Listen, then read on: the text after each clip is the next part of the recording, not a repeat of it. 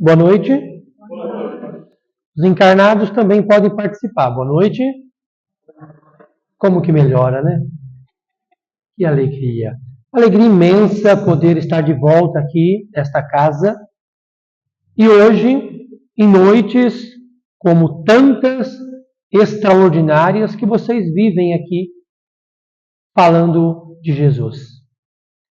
É exatamente isso que nos motiva a viver o contato com o Evangelho. É compreender que a grande estrela, que o único Senhor, que o Mestre é Jesus. E colocando Jesus em nossa existência, trazendo Jesus para perto de nós muitas das vezes nos perdemos diante das incógnitas do mundo. O Evangelho segundo o Espiritismo mastiga esta ideia. Kardec, através dos Espíritos bondosos, traz até nós o contexto central destas ideias. E nós podemos, a partir daí, compreender o Evangelho na sua essência e não apenas nas suas palavras. Isso vale para todo o contexto do Evangelho. Em especial nessa noite, nós vamos lembrar das festas de núpcias. Porque o rei, o pai, estava a casar um de seus filhos. Então ele manda chamar os convidados, os grandes nomes. Estes zombam, caçou e até tirou a vida de alguns dos servos que foram à frente. Então, o que o rei faz? Destrói todo o vilarejo e convida, busque quem vocês encontrar e chame para a festa. Quando chegaram, sentaram à mesa, lá estavam sentados e ele observa que nem todos estavam com as vestes de núpcias.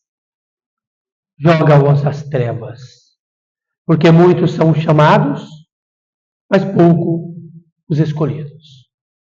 Dá a impressão que essa passagem vai contrária à literatura do nosso Cristo. Só que se nós observarmos o contexto, nós vamos encontrar grandes ensinamentos. Porque o rei aqui apresentado é Deus. Os servos aqui pedidos para que vá à frente os nossos discípulos, profetas, apóstolos, pregadores do Evangelho. E o próprio casamento é o reino dos céus. E se trouxermos isso para os nossos dias de hoje, não seria nenhum constrangimento dizer que um dos servos seria Francisco Cândido Xavier. Na sua divulgação, na sua ideologia e nos seus pensamentos para com Jesus. Só que nós temos que desmembrar esta história para chegarmos no seu contexto. Chamados e escolhidos. Quem são os chamados? Chamados nós podemos buscar de imediato os judeus. Os primeiros povos conhecidos monoteístas. Ou seja, que acreditavam em um único Deus. Trazidos ali por leis onde Jesus e Moisés, ou Moisés através de Jesus, apresenta. Estes são os chamados. Passaram por estes e disseram, olha, o reino dos céus é assim. Esses são os mandamentos. E é interessante essa história dos mandamentos. Porque Moisés subiu e desceu do monte 2 vezes. Todo mundo sabia? Sim? Não? A primeira vez ele sobe ao monte, chega lá, o arbusto está em chamas, e ele escuta uma voz que diz, tomai estas pedras e descei.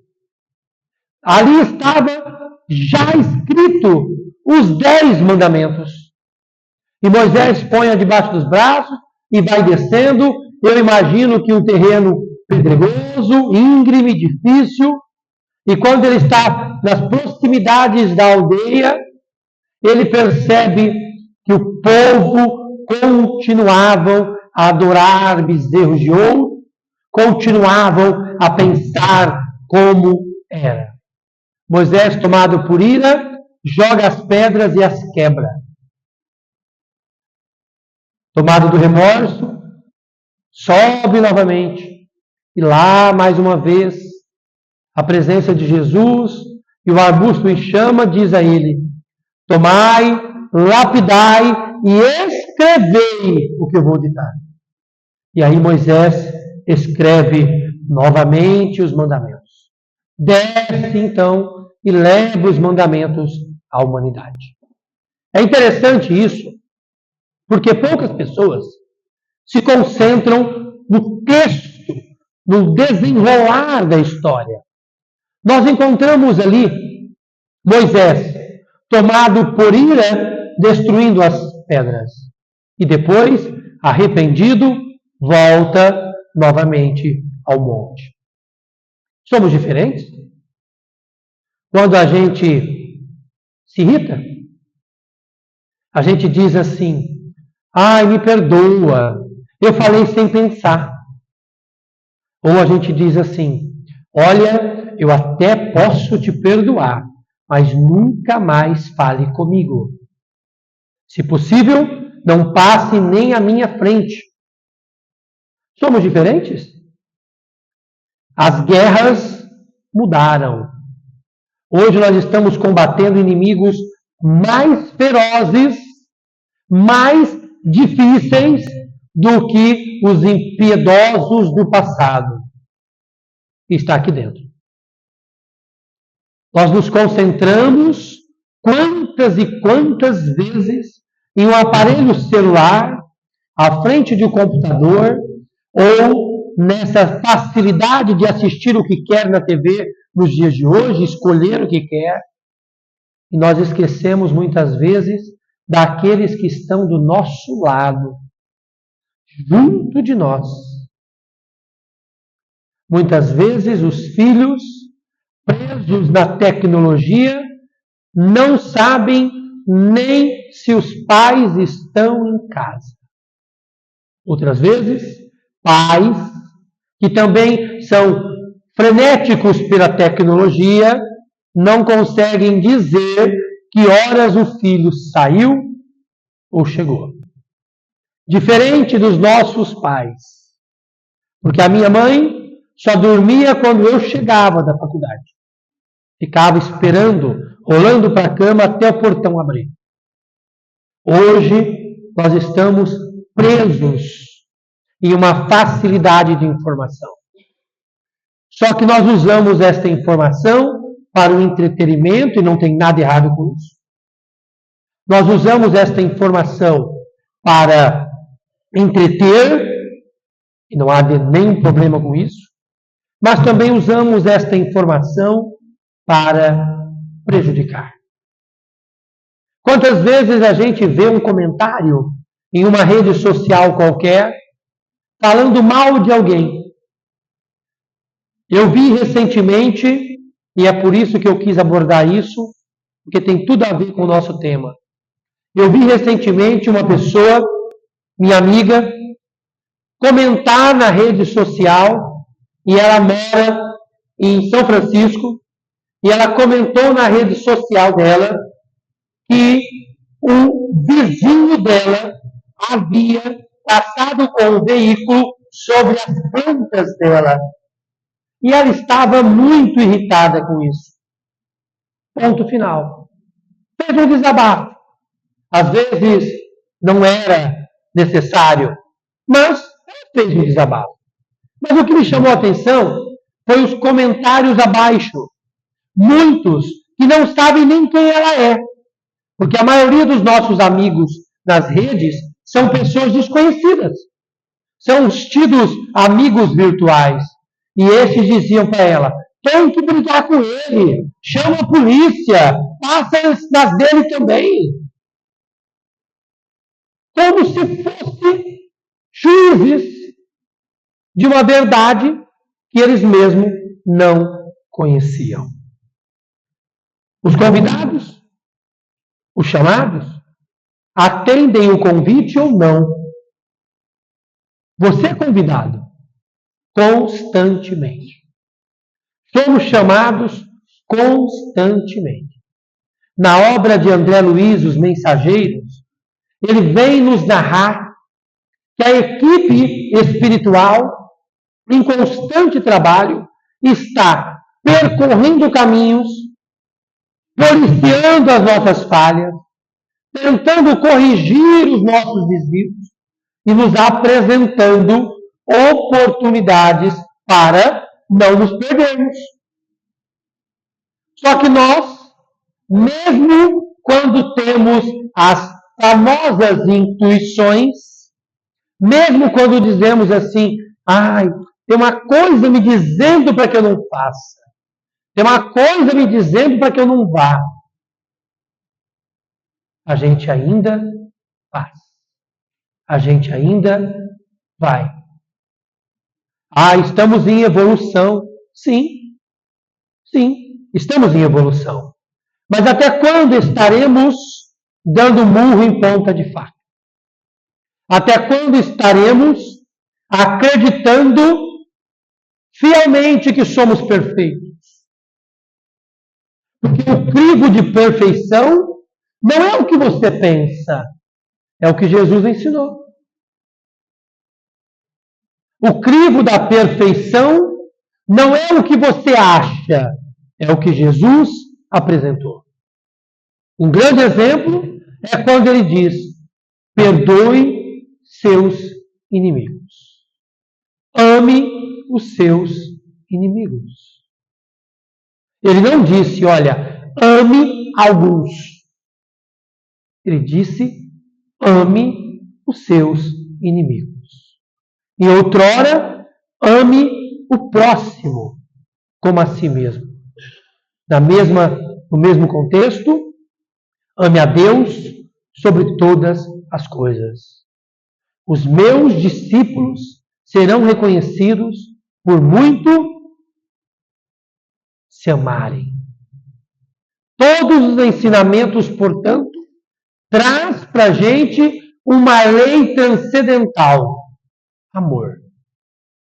E nós ainda acreditamos que temos a detenção ou que temos a condição de julgar porque somos melhores.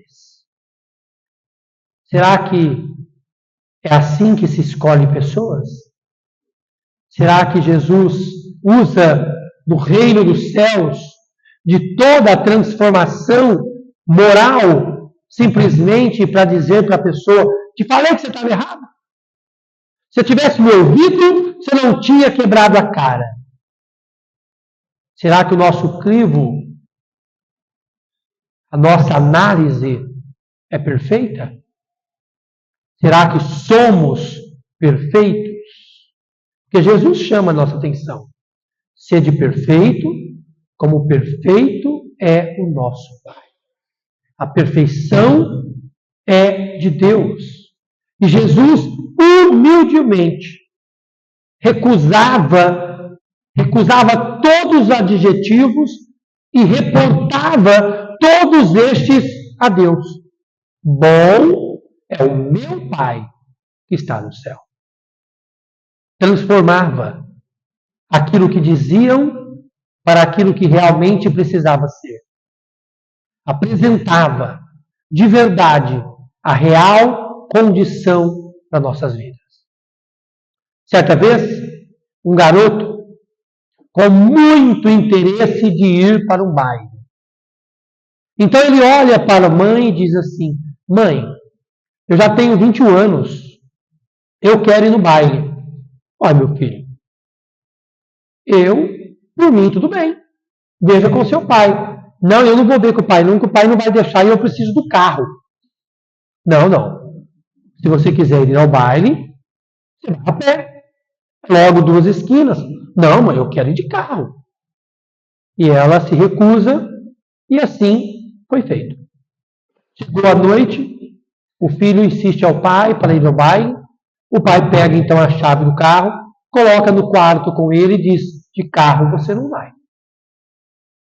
Naquela noite o menino não dorme, espera os pais dormir, entra pé por pé no quarto, pega as chaves e neste momento derruba um copo com água que estava no criado. O pai mexe na cama, de bruço vira o corpo, a mãe resmunga, mas ninguém acorda. Ele então sai do quarto e vai para a porta. Mas a mãe tinha sido muito astuta e também tinha escondido a chave da casa. Não tinha como sair pela porta. A única janela que não tinha grade era uma que ficava acima de um cacto do lado de fora. Pois ele abre a janela, busca um lençol, joga sobre o cacto e na hora de pular, escorrega e cai sobre o cacto. Tomado por dor e espinhos, ele tira aquela situação, dá uma ajeitada na roupa, algumas manchinhas de sangue, mas à noite ninguém vê isso, e ele continua. Se ele desse partida no carro, os pais escutariam. Então ele abre o portão vagarosamente, não era eletrônico, era o portão manual, ele abre o portão e dá a famosa banguela no carro. E vai saindo, vira o carro na rua, era uma ladeira, monta no carro, nem fecha o portão, dá a partida e sai. Ao invés de subir 2 quarteirões, resolve dar uma voltinha pela cidade, pegar um pedaço em rodovia e retornar novamente para entrar na cidade. E assim ele faz. Sai pela marginal, encontra um caminhão que havia furado um pneu e, portanto, o cara na troca do pneu, já à tarde da noite, havia tomado um pedaço da rua. Sai por um corredor lateral, passando por arbustos e vence a rodovia. Encapota e desencarna. Tomado pela perturbação da morte natural para todos os espíritos desencarnados, ele questiona o benfeitor espiritual.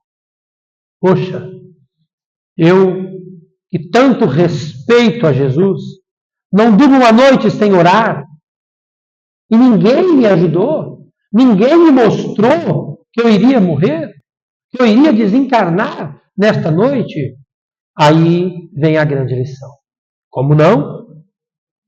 Derrubamos o copo, te empurramos no cacto, falhamos a sua descida, colocamos um pneu no caminho e você mesmo assim insistiu em continuar. É o livre-arbítrio. Mas nós somos direcionados pelo mundo espiritual. Porque essas escolhas, esses chamados, eles acontecem de forma ininterruptas.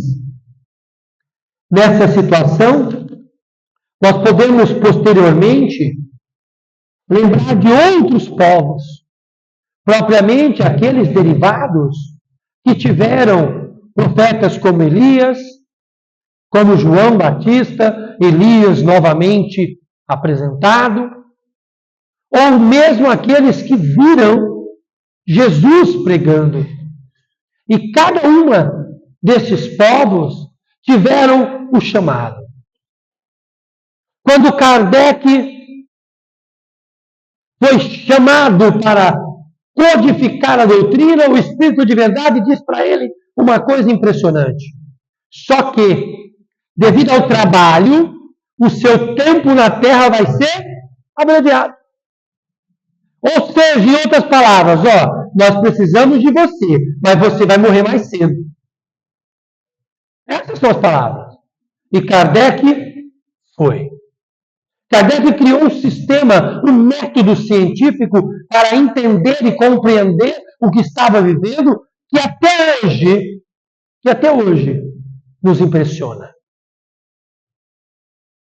E Jesus, como Espírito de verdade, coordena todos os trabalhos deste Consolador prometido. E a doutrina espírita então vem e mais uma vez ela chama. Lembra de Jesus quando disse no Evangelho,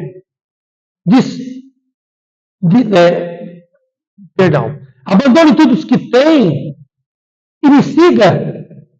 A doutrina espírita faz o mesmo chamado. Só que agora ela diz para a gente, olha, fora da caridade não há salvação. Se você quer abrir os olhos na colônia Nosso Lar, que a propósito é uma colônia dentro de uma densa camada umbralina, tem os muros que a protegem, mas lá dentro nós já temos uns patinhos, tem um pessoal tocando música, a gente já fica um pouco mais limpinho, não apanha e consegue estudar. Já está bom, tá? Se nós queremos abrir os olhos do nosso lar, nós precisamos, primeiramente, nos transformar.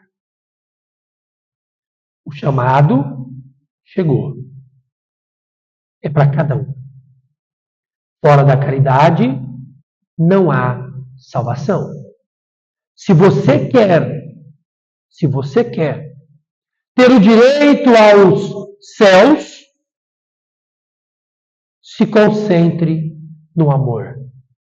Se você quer se encontrar ao lado dos espíritos superiores, execute o amor. A benfeitora Catarina, uma dos benfeitores que nos acompanha, ela disse para mim assim, que chegou a hora e o tempo de pararmos de falar de Jesus. Não é mais importante falar de Jesus. Porque estamos no momento em que temos que fazer o que Jesus fez. De ser como Jesus foi. De viver como Jesus viveu. Porque falar de Jesus é simples. Mas fazer o que Jesus fez é transformador. E não é isso que nós compactuamos com este?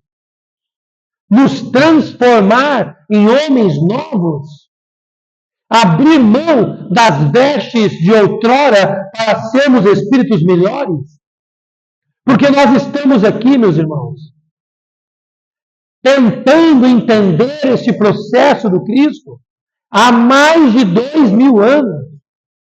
E uma conta rápida, para que a gente apenas reflita, porque não existe regras. Fique bem claro isso. Não é regra, é apenas um pensamento. Se em 2000 anos nós tivéssemos 100 anos encarnados e 100 anos desencarnados, teríamos 10 vidas depois de Jesus.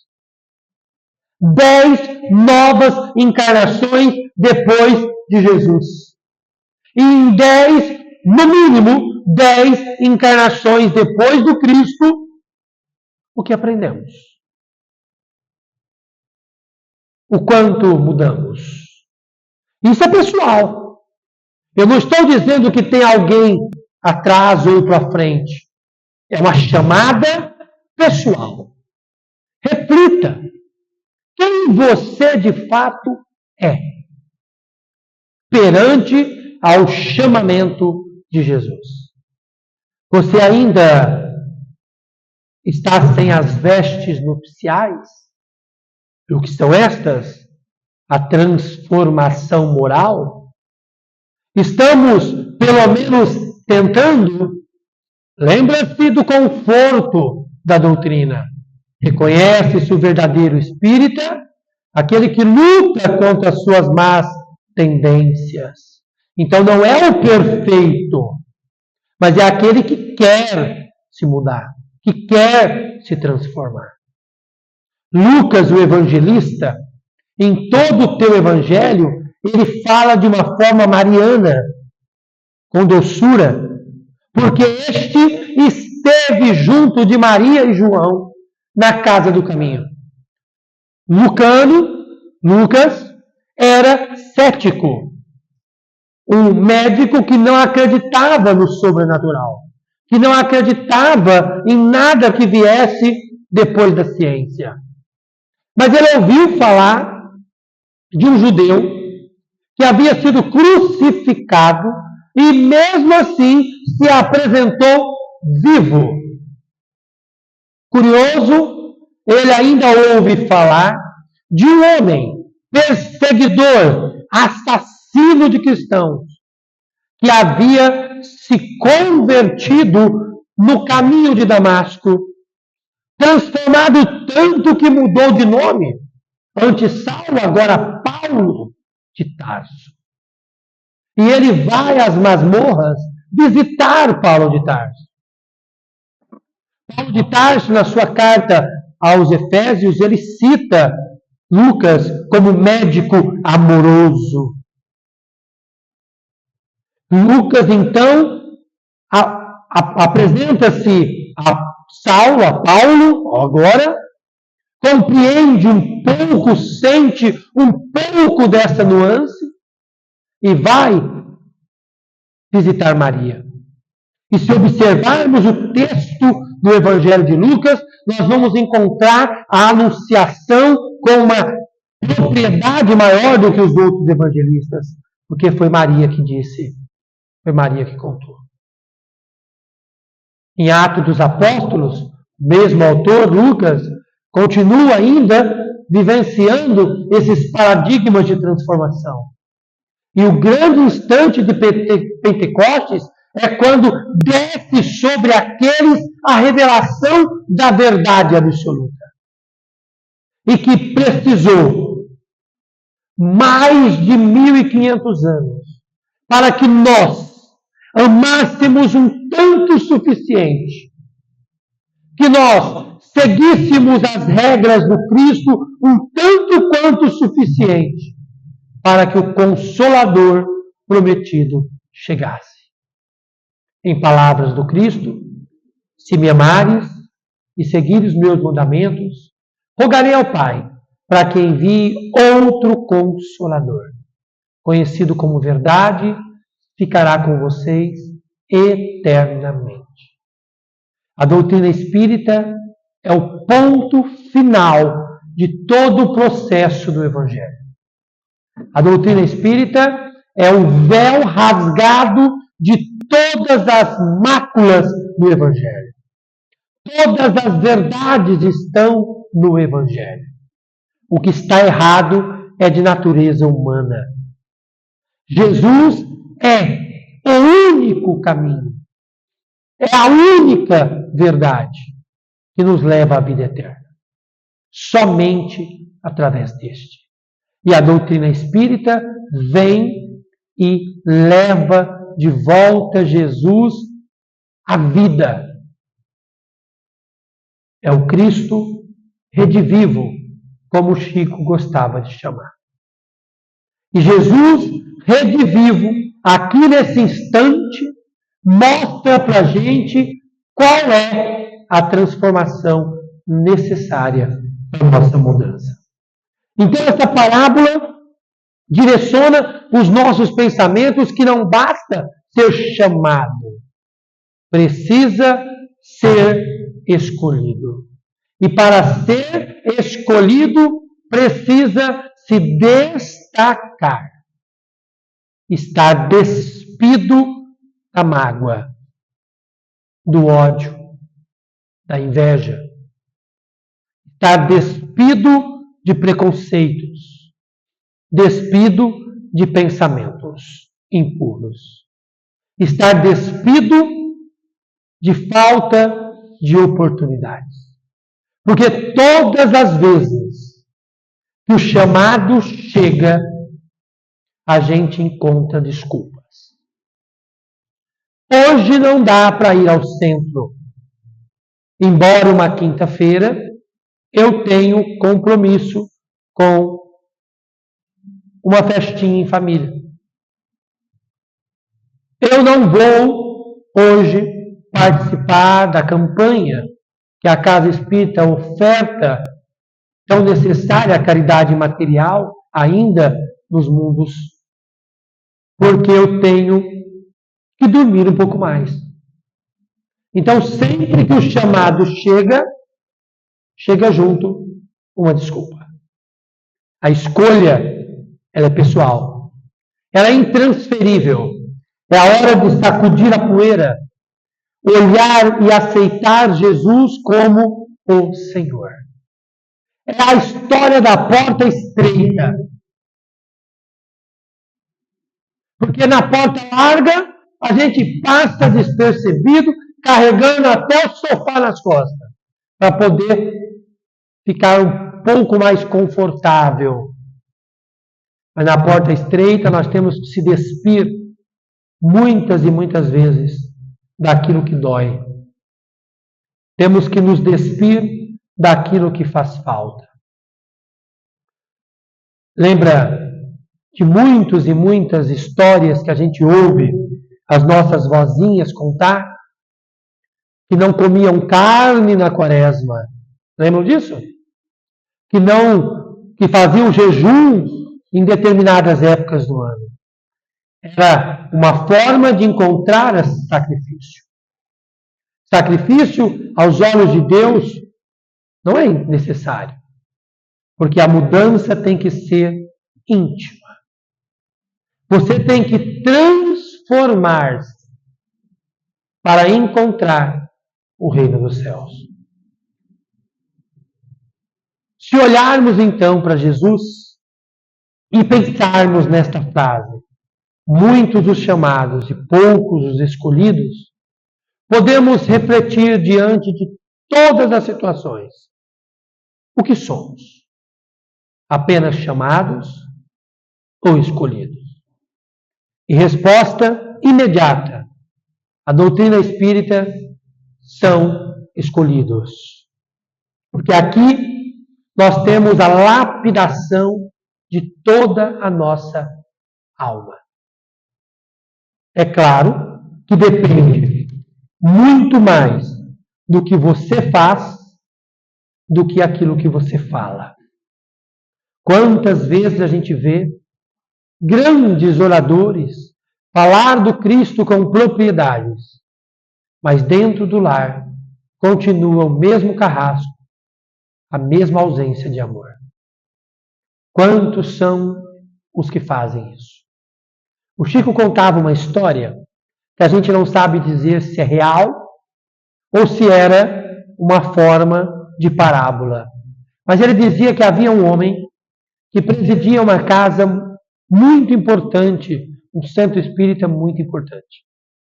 O centro ficava em uma esquina e logo ao lado do centro, um grande salão recebia todos os tipos de doações para que pudesse ser destinada àqueles que precisavam. Certo dia chegou uma caminhonete e desceu uma geladeira, um fogão, um pedaço de uma cama para ser montada, e uma senhora meio maluca desce junto e já começa a organizar, e o rapaz vem e diz assim: não, minha senhora, não é aqui não, as doações é no salão do lado. Não, mas não é aqui o centro do fulano? É aqui, é assim. Não, então é aqui mesmo, pode descarregar. Não, minha senhora, eu entendo a sua colocação, mas é aqui do lado, no barracãozinho do lado. E nisso vem o dirigente da casa. Quando ele vê sua esposa ali, ele já coça a cabeça. Se aproxima dela e diz: o que está acontecendo? Ela diz: não, não está acontecendo nada. Eu simplesmente quero morar aqui. Mas você está louca? Aqui é o centro espírita, sim. É o lugar que você é bom, amável, respeitador, com palavras extraordinárias, muito diferente do que somos em casa. Eu quero manter meu casamento com este homem que aqui está. Foi chamado, mas não tem como ser escolhido. Nós temos que repensar isso. Parece um puxãozinho de orelha, mas, na verdade, são dois. Porque nós não temos mais tempo para mudar. E quando eu digo que nós não temos tempo, nós podemos observar Joana de Ângeles quando nos refere do mundo de regeneração e uma transição planetária. Transição que eu tenho confiança e certeza que não é para amanhã, é para alguns anos, alguns séculos, mas iniciou. E nós? Iniciamos? Nós estamos prontos para, ao reencarnarmos de novo, ter o privilégio de continuar nossa evolução na Terra?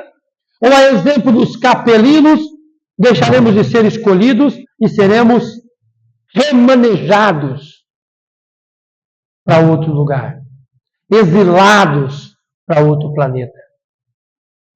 Isso não é punição, é justiça. E nós estamos nesse impasse. Para sermos escolhidos, precisamos lutar com os nossos chamamentos. Porque o chamamento acontece todos os dias, em cada uma das reencarnações que nós vivemos. E tenho certeza que não tem nenhum espírito recém-criado aqui. Embora simples e ignorantes na criação, já temos conhecimento. Compreendemos Jesus, mas não vivemos. Ouvimos Kardec, mas não praticamos.